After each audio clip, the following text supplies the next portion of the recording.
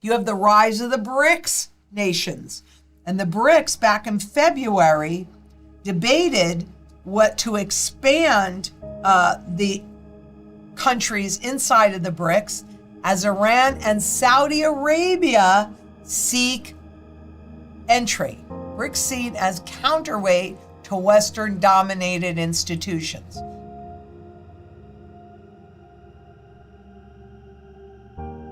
No country has ever retained for more than, we've held it longer than anybody else, the world reserve currency.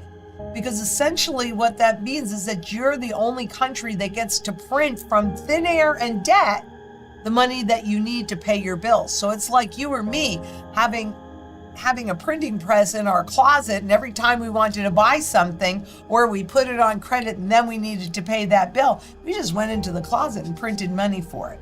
So it's a huge advantage that we've had.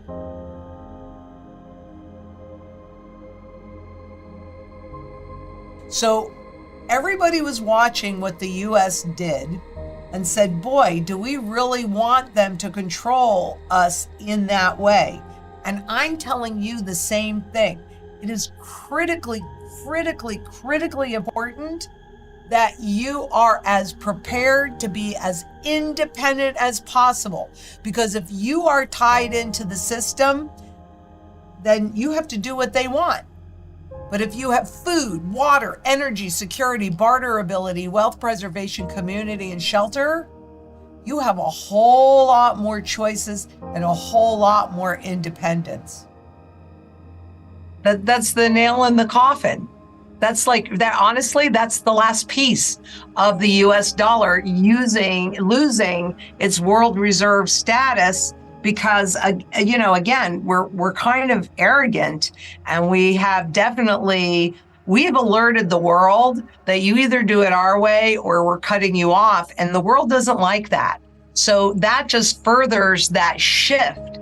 And to make it easy, there's already a fund where any country that's holding dollar-denominated assets can just deposit them into the IMF, and then the IMF can convert them into SDRs, and then you can convert the SDRs into yuan or any other currency.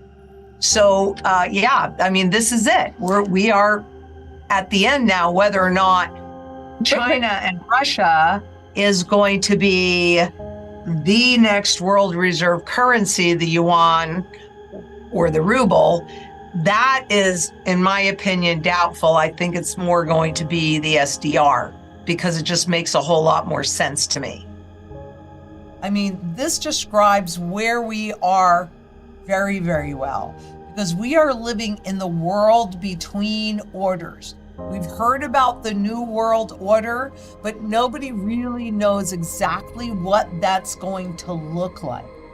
We don't know what the new order is going to be, but now you have a lot of countries that are vying to have more control, more say. And how do you want to be in this New World Order? Do you want to be under the auspices of unelected technocrats? The Federal Reserve, he's not elected. You didn't choose whoever is running that entity. And the Federal Reserve is private. They are not federal, nor do they hold reserves. They just print money and control you. So once we get to a CBDC, if we get that far, and right now we would still have choices because we vote with our wallets. So if you buy gold and silver, that's your vote. This is my vote. But we've also got the BRICS coming together with their different reserve currency backed by commodities, a collective reserve currency from all of these countries together backed by commodities, including gold, including oil. Do you not think that that is the more likely replacement here? I really don't, because I don't think it's broad enough when we get into this digital currency system. I think that they still need one that is more broad. And since you're talking about a basket currency that's backed by commodities. First of all, in order that could be a digital version of that as well. Absolutely. But it has to be easily convertible. And I don't know that would be globally easily convertible, like the SDR would be more easily convertible. And the weighting of those BRICS currencies can be much bigger inside of the SDR. All right. But then you'll have the global currency and you'll have the local currency. And that's what the dollar is going to end up being, is just a local currency. And we'll look at what Saudi Arabia did just recently by saying that, yeah, they could accept the yuan, or they could accept the ruble, or they could accept gold for oil. And our petrodollar that was created back in the 70s that enabled the US dollar to retain its position as the world reserve currency, if the oil producing nations are now actually willing to accept other currencies, well, we don't have that petrodollar anymore, do we? And we've been working toward that. I mean, we, meaning other countries, the BRICS nations, etc., have been working toward that end.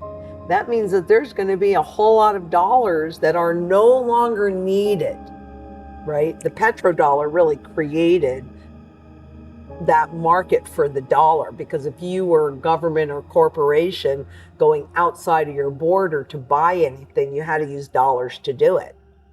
But unfortunately, you know, we lose that status, and who's the plus in OPEC plus? You know, I mean, I know that we tried to give back that status in 1969, back in that period of time. That's when the SDR was created, because we tried to give it back. But so, I mean, sometimes when you just know you're at the end, then what are you going to do? And you're going to play into that so that you have some level of advantage. No, I don't think that we want to just give it away, because then we lose all of that advantage.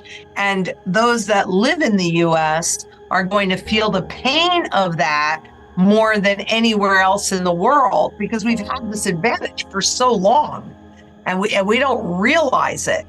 But it would be easier to do the de-dollarization using the IMF's substitution fund, rather than, because a reserve currency isn't necessarily the world's reserve currency.